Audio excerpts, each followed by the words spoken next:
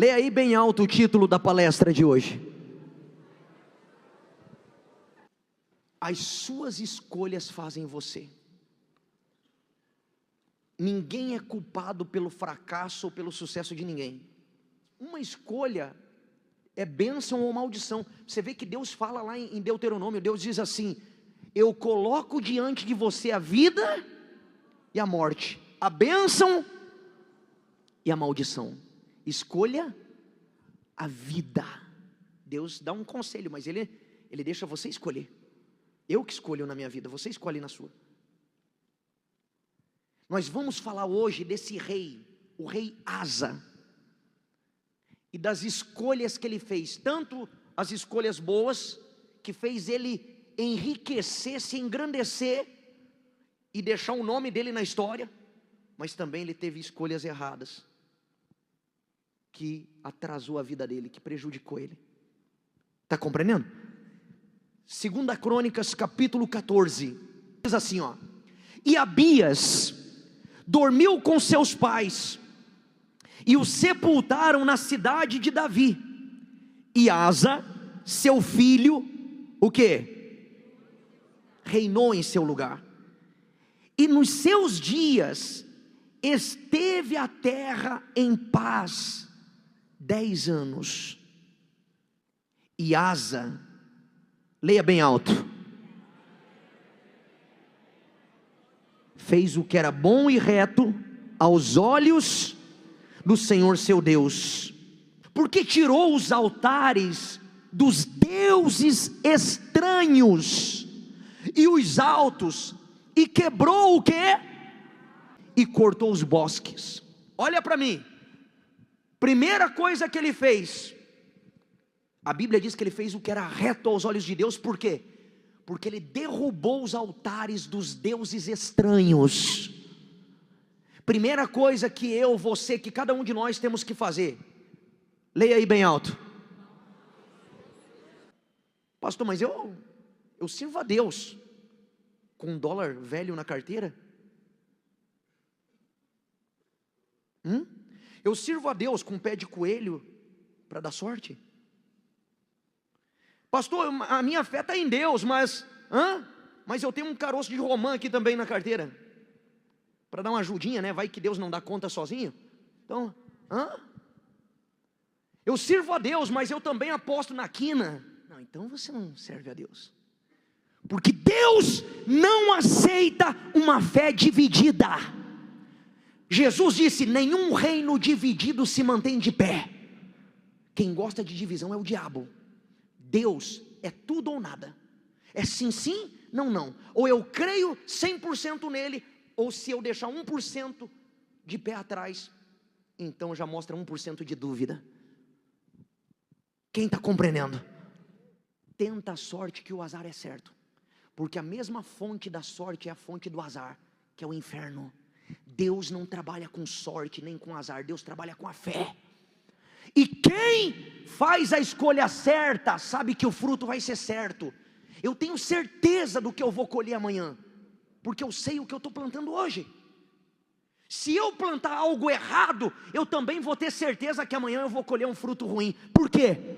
Porque não tem como eu plantar feijão e colher mandioca. Quem está entendendo? Por isso que a Bíblia diz: você faz a sua escolha, você escolhe como vai ser a sua vida. Se você não está gostando do fruto da sua vida, você tem que mudar a semente.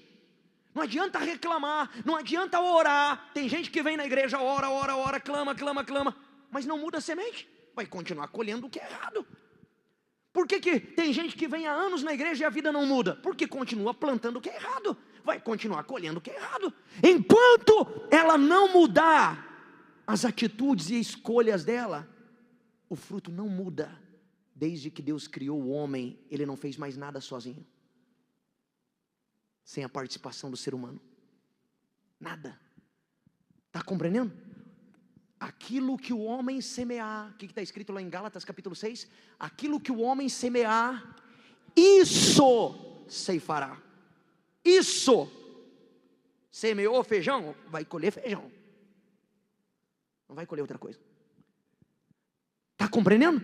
Então a primeira coisa foi tirar os deuses estranhos, tirou as imagens de escultura que havia na terra de Israel, porque o povo estava afastado do verdadeiro Deus, servindo e adorando imagens de pau, de pedra, e ele derrubou aqueles altares, ele acabou com a idolatria. Segundo, coloca aí por favor,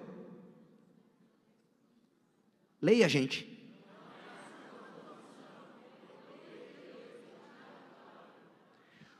Quando Asa fez isso e elegeu o Deus de Israel como único Deus, se levantou um inimigo.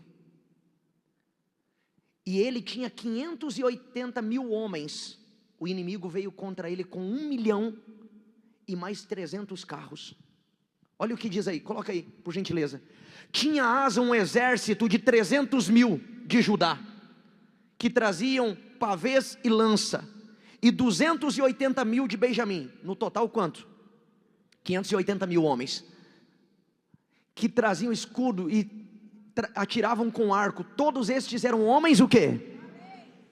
Próximo. E Zerá, o rei etíope, saiu contra eles com um exército de quê? Leia com vontade. 1 milhão, misericórdia, né?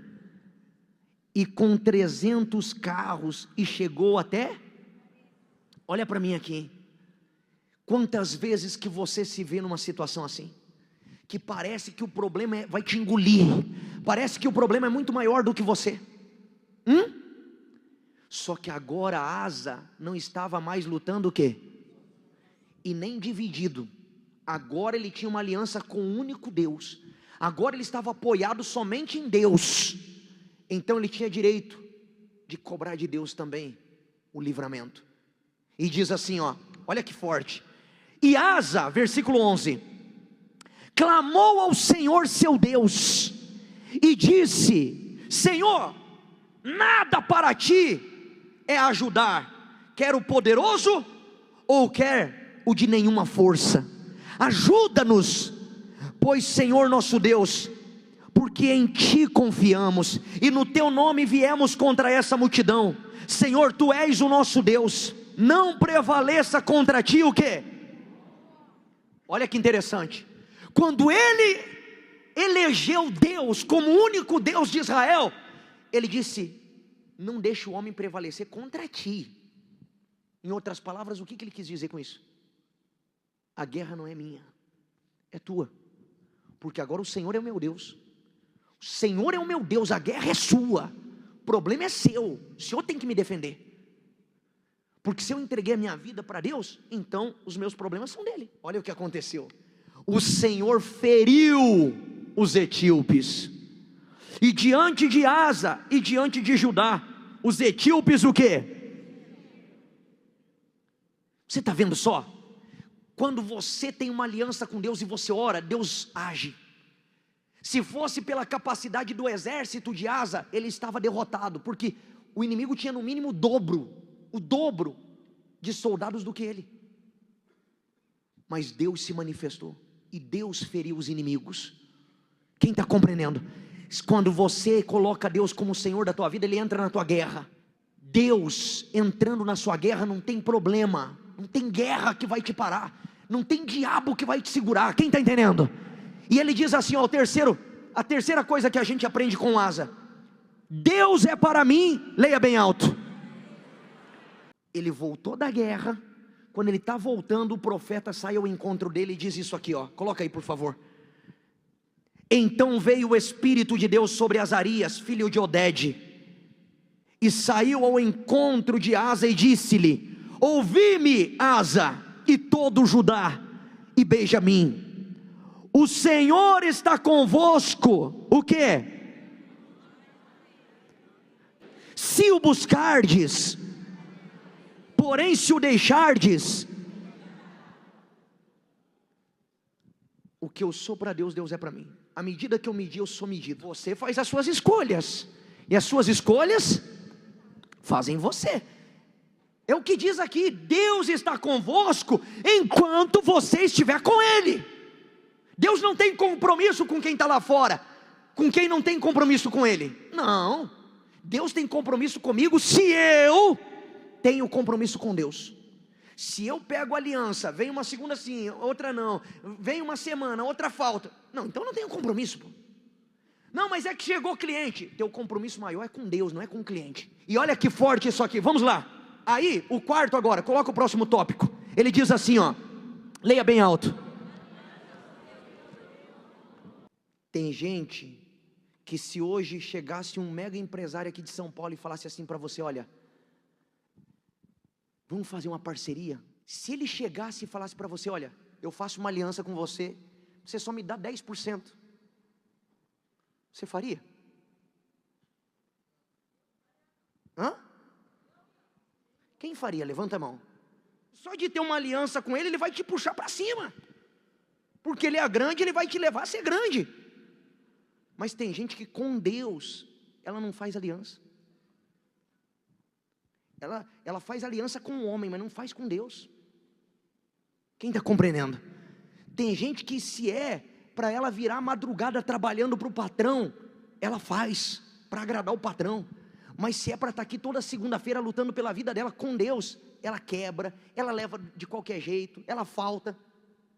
Ou seja, a aliança dela com Deus é fraca. Por isso o resultado também é o quê? É fraco. Asa, ele tinha aliança com Deus, não com o homem. E na primeira vez que ele foi tentar se aliançar com o rei inimigo, olha o que Deus disse para ele aqui, ó. Ele foi tentar fazer aliança com o rei da Síria. Deus disse para ele assim: porquanto você confiaste no rei da Síria, confiou no homem, e não confiaste no Senhor teu Deus, por isso o exército do rei da Síria escapou da tua mão. O que Deus quis dizer com isso? Eu ia entregar esse rei nas tuas mãos, o exército dele eu ia entregar na sua mão, mas você com medo quis fazer aliança com ele, tá bom, então ele escapou da tua mão. Você não lembra? Coloca o próximo versículo, se for possível. Aí Deus, o profeta diz, Deus fala para ele assim, olha, porventura não foram os etíopes e os líbios um grande exército com muitíssimos carros e cavaleiros? E eu não entreguei na tua mão? Lembra que a gente leu no início do capítulo 14? Deus entregou, e confiando tu porém no Senhor, Ele os entregou nas tuas mãos. Mas agora você está fazendo aliança com o homem? Então os etíopes escaparam da tua mão. Quanta gente que está escapando a vitória da sua mão. Tem gente que você chega perto, você sente até, parece que vai, escapa. Porque falta uma aliança com Deus de verdade. Falta firmeza, um pacto verdadeiro de você dizer, meu Deus, aconteça o que acontecer, eu tenho uma aliança com o Senhor. E se eu me arrebentar, a culpa vai ser tua, porque eu vou seguir a tua direção. Aí você vai ver quem é Deus na sua vida. Leia comigo aí, gente. Não desvie do caminho. Quando Deus viu Asa, um homem que construiu um império em Judá, depois você lê o capítulo todo, você vai ver que ele construiu cidades fortificadas, muralhas, ele foi, sabe, um revolucionário. Mas ele começou a se apoiar, confiar no homem, fez aliança com o rei da Síria. Logo em seguida, olha o que diz: e no ano 39 do seu reinado, Asa caiu doente dos seus pés. Tem gente aqui que a doença está nos seus pés, você vive se desviando. Deus fala, vai para a direita, você, não, mas sabe, é que por aqui, você acha que você entende mais do que Deus. Não, pastor, mas é que o senhor não sabe, eu tenho experiência no ramo. Se experiência valesse, tem gente aí que estaria bilionário. É ou não é? Ajuda, mas não é o suficiente. Pedro sabia pescar, ele entendia de pesca, mas trabalhou a noite toda e não pegou nada. Jesus era filho de quem? De carpinteiro. O que ele entendia de pesca? Mas quando Pedro voltou com a rede vazia, Jesus foi para ele e disse assim: Pedro, volta lá e joga a rede do lado direito do barco. que absurdo. O que tem a ver o lado direito? Pedro poderia dizer, Senhor, o mar não está para peixe não adianta, eu entendo de pesca, o senhor desculpa, mas o senhor é filho de carpinteiro, Quem entende de pesca aqui sou eu. E o mar não está para peixe. Eu trabalhei a noite toda, não peguei nada. Foi isso que Pedro disse? O que ele respondeu para Jesus? Ele disse: olha, eu trabalhei a noite inteira, eu não peguei nada, mas sobre a tua palavra eu vou lançar a rede. E quando ele obedeceu, o que aconteceu? Esse que é o problema. A pessoa que não vive uma fé verdadeira, ela fica querendo arranjar lógica. Ela quer lógica para obedecer a Deus. E fé não tem lógica muitas vezes. Fé, a Bíblia diz lá em Coríntios, que a fé é loucura aos olhos desse mundo. Não desvie do caminho, não deixa seus pés adoecer. Se mantém no caminho certo, no caminho reto, que aí você vai arrebentar. Amém?